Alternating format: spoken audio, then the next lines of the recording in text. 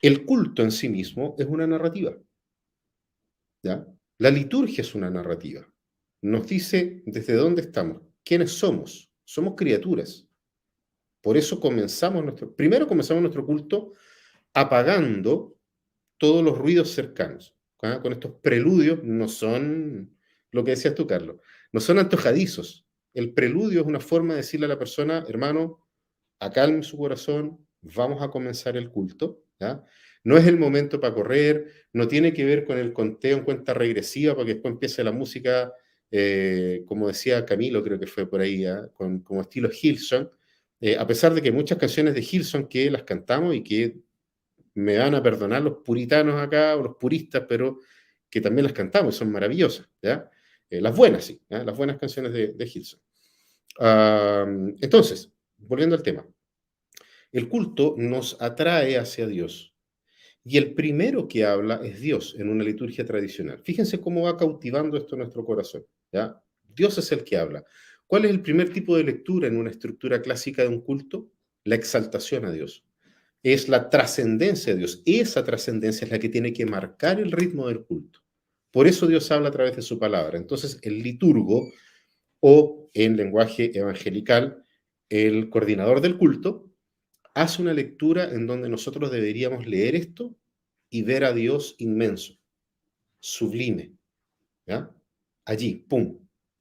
Y luego entonces nosotros vamos a acercarnos a ese Dios. Por eso partimos escuchándolo a Él hablar y Él invitándonos a nosotros al culto, a rendirle culto a Él, ¿ya? ¿Por qué cantamos? Hay gente en la tradición reformada que no canta, solo cantan salmos metrificados, eso es como para otro live, ¿ya? Y ahí tendrían que invitar a una persona que obviamente tenga esta tradición para que lo explique mejor, yo no lo podría explicar. Entonces, cantamos, ¿por qué? Por una forma de gratitud a Dios por habernos invitado. Entonces, generalmente, ustedes, si van a una iglesia reformada, o van a cantar un himno, o van a cantar un cántico, pero ese cántico siempre va a ser en respuesta a la grandeza de Dios. ¿Ya? Te exaltamos, palabras que se repiten, te exaltamos, adoramos tu nombre, levantamos nuestras manos a ti, te agradecemos, oh Señor, en fin, ahí ustedes tienen una cantidad de canciones que se han creado en la historia del cristianismo a las cuales podemos acudir. Luego de eso se hace una lectura, generalmente, aquí hay detalles, matices y todo, pero se hace una lectura para poder confrontarnos con nuestro pecado. ¿Por qué?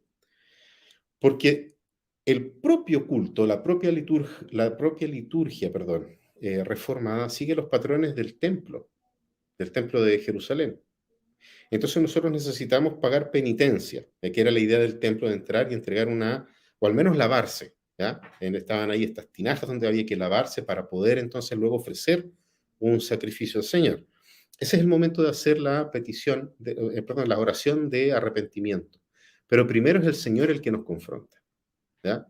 De nuevo en esta misma dinámica, Él es santo, Él es perfecto, y nosotros somos pecadores. Entonces se hace la lectura y oramos en silencio, ¿ya? En algunas iglesias se ora a voz alzada. Claro que no toda la gente confiesa sus pecados a voz alzada en el templo, ¿me entiende? Entonces se entiende un poco en esta dinámica de estar contritos delante del Señor. Y una vez que se da un tiempo en silencio, que es fundamental, ¿por qué? Porque no hay nada más incómodo para nuestro pecado que el silencio. Porque al enfrentarnos con el silencio nos enfrentamos con nosotros mismos y con Dios. Por eso la disciplina de la meditación en la palabra es tan fundamental. Estar en silencio, apagar el ruido que está cerca nuestro. ¿Ya? De ahí toda esta idea de que cuando uno, por ejemplo, entra a un templo católico, ese silencio que algunos dicen es un silencio sepulcral. Sí, del sepulcro de Cristo. Debería eso llamarnos la atención a decir, Señor, estoy realmente delante de un Dios que es santo. Yo soy pecador y solamente a través de la muerte de Cristo yo tengo entrada a esa santidad, ¿me entiendes? Entonces viene una persona que está indicada antes, en algunas iglesias lo preparan con mucho tiempo antes de antelación, y simplemente se levanta un hermano o una hermana y ora. Ora pidiendo perdón comunitariamente por los pecados de cada uno. Ahí hay una oración sacerdotal. ¿Ya? ¿Por qué? Porque creemos también en el sacerdocio universal. Entonces hay una oración sacerdotal pidiendo perdón por los pecados de todos. No necesariamente tiene que ser el pastor o un presbítero. ¿Por qué? Porque si creemos en el sacerdocio universal, puede ser un hermano con buen testimonio, como dice la Escritura.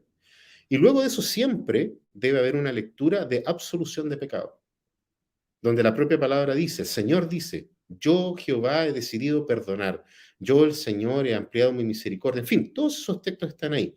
Y generalmente, hermano, esto es un detalle ahí para los que están tomando nota, donde hay una confrontación de Dios sobre el pecado, en los profetas, en los salmos, o en los mismos evangelios, muy cerca de ese lugar, versículos más abajo, o incluso a veces algunos versículos más arriba, está el perdón de Dios.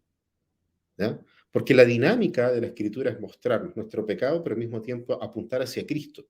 Entonces en el Antiguo Testamento se apuntaba al Mesías que vendría y en el Nuevo Testamento al Mesías que ya vino.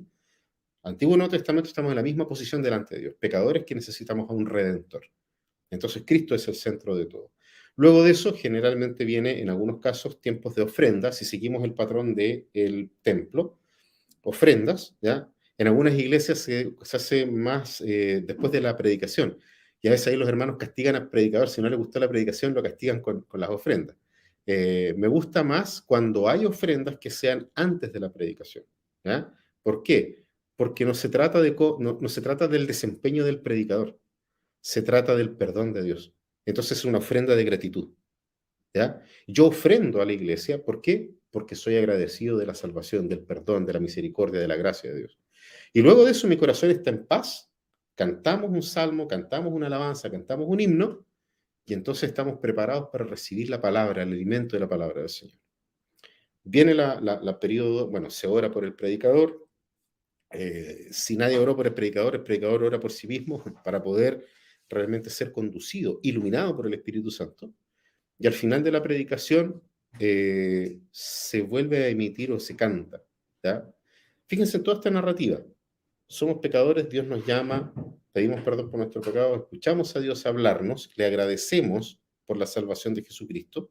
Si obviamente la predicación, ojalá siempre sea un tipo de predicación expositiva donde Cristo también sea el centro. Y entonces fíjense en toda la historia que nos contaron. ¿Somos pecadores? Sí. ¿Nos llama un Dios maravilloso, grande, sublime, eterno, perfecto? Sí. Nos doblegamos delante de Él en súplica, recibimos su palabra, somos confortados por ella y ya nuestro corazón está preparado ¿para qué? Para que en comunidad podamos eh, recitar el credo, que lo hacemos así nosotros acá en la iglesia, recitamos el credo apostólico todos los domingos, ¿ya? Ah, pero eso es religioso. Sí, hermanos, no tenemos problema. Religiosamente, el credo de los apóstoles, ¿para qué? Para preparar nuestros corazones y recibir el alimento espiritual que nos da el sacramento de la cena del Señor. ¿Ya? Donde Cristo, y aquí soy calvinista, donde Cristo, en la introducción de la transmisión se dice, el cristianismo es místico. Y eso es efectivo. Y esa misticidad del cristianismo está dada en una de las cosas más místicas que puede haber en este mundo, que es que el creyente tiene la unión, o hay una unión mística con Jesucristo. ¿Ya? Eso no es algo que nosotros podamos llegar y simplemente explicarlo. Aquí es esencial la obra de Cristo, y esa obra de Cristo también se hace patente, evidente y todo en la cena. No es un memorial, ¿ya? Para nosotros los reformados, y añado ahí calvinistas, no es un memorial, sino que es el propio Cristo de una forma mística, eh, que nos da realmente, digamos, en la forma de verse en nosotros, de incorporarse en nosotros, si lo podemos decir la palabra incorporar, aunque suena más mística de lo que quisiera, pero para luego entonces ser enviados, una vez que ya fuimos, fíjense en la narrativa, llamados por Dios, llamados al arrepentimiento por Dios, perdonados por Dios, escuchamos su palabra, cantamos, en fin, entonces tenemos todas estas cosas, ¿ya? En la cena, ¿ya? Eso es como una especie de alimento para aguantar hasta la próxima semana, en el mundo en el cual nos desarrollamos como, como mensajeros de Cristo, ¿ya? Como mensajeros del Rey, como heraldos del Rey, en donde quiera que estemos, ¿ya? Entonces, por eso nos cuenta toda una historia en una sola liturgia. Entonces, fíjate bien ahí, entonces, Carlos, frente a la pregunta que había.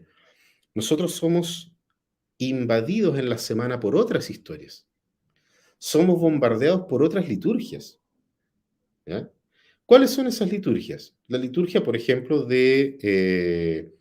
del consumismo. Voy a poner que yo creo la que nos toca a todos. Esto puede ser budista consumista, puede ser evangélico consumista, católico, romano consumista, todos podemos serlo, ¿ya? Y eso tiene que ver justamente, ¿por qué? Porque tú enciendes el televisor, la radio, internet, donde sea, y están ahí los santos de esas liturgias hablándonos, llamándonos ¿a qué? A que los visitemos, a que les rindamos culto. ¿Ya? Eso lo dice Smith, ¿sí? Eso lo dice Smith en su libro. ¿Cómo nos van llamando a esta adoración fuera de la adoración a Dios? Y cómo eso va influyendo de tal manera en nuestro corazón de que a veces estamos más preocupados, entre otras cosas, del Black Friday que de la cuaresma, por decir algo, ¿ya? Tomando un elemento del calendario cristiano. Entonces, son total y absolutamente relevantes las imaginaciones a las que nos llevan las liturgias. Por eso son importantes, ¿ya? No es antojadizo, como dijo el hermano Carlos, sino que es necesario. ¿Por qué? Porque el culto tiene que contarnos una historia. Y esa historia es la historia de nuestro Señor y Salvador Jesucristo.